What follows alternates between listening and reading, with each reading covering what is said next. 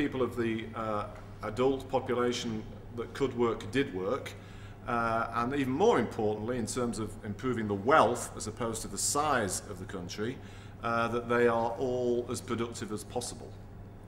And that research, as simple as it is, has led to an explosion of interest in this concept of BRICS. And indeed, in the 5 years since we first looked at this and the 3 years since we first looked at it in detail, those 4 economies have all actually grown by more than we assumed. And actually, in the past 5 years, 30% of world growth has actually originated from those BRICS countries. And many of the people in those countries are starting to see their wealth improve very quickly. Late last year, in response to a lot of comments about our BRICS concept, we introduced another paper in which we added on another 11 big developing countries, which we called collectively the N11. And we looked at those to try and address whether there were other large population countries that could get to the same potential. And in them includes many important large countries in Africa and Asia. And we showed that none of those have the same potential as the BRICS countries in terms of absolute size, but in terms of a rapid improvement in their economic capability and their, most importantly in terms of getting rid of poverty, the average wealth per person, that if those countries fulfill the 2 criteria, and in particular raise their productivity standards, there would be a dramatic improvement by 2050 in many of those countries' wealth.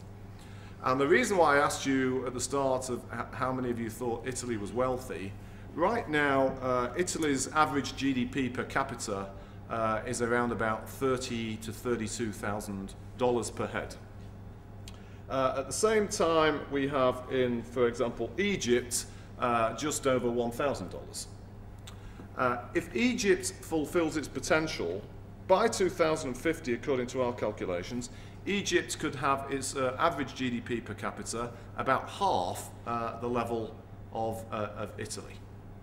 And a similar kind of analysis can be applied to many other big countries within the N11. We've looked at Nigeria, Iran, Indonesia, and varying magnitudes of different countries. But the best way to boost these countries' performance and the average wealth of all those countries' citizens is quite simply to boost all the factors that lead to an improvement in the productivity of those people. And that is the best way to get rid of poverty. And I'm going to stop there. Thank you very much indeed. Mainstream media and elsewhere. You know, to read the media nowadays, you'd think that Gordon Blair and Tony Brown were the champions of poverty reduction in Africa and elsewhere.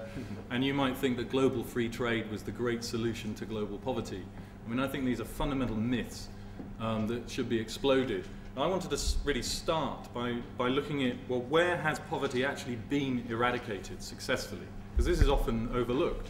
And there's some very interesting studies by the UN, by the UNDP, the UN Development Programme, and by UNICEF that look at the what they call the high achieving countries over the last 10 to 20 years.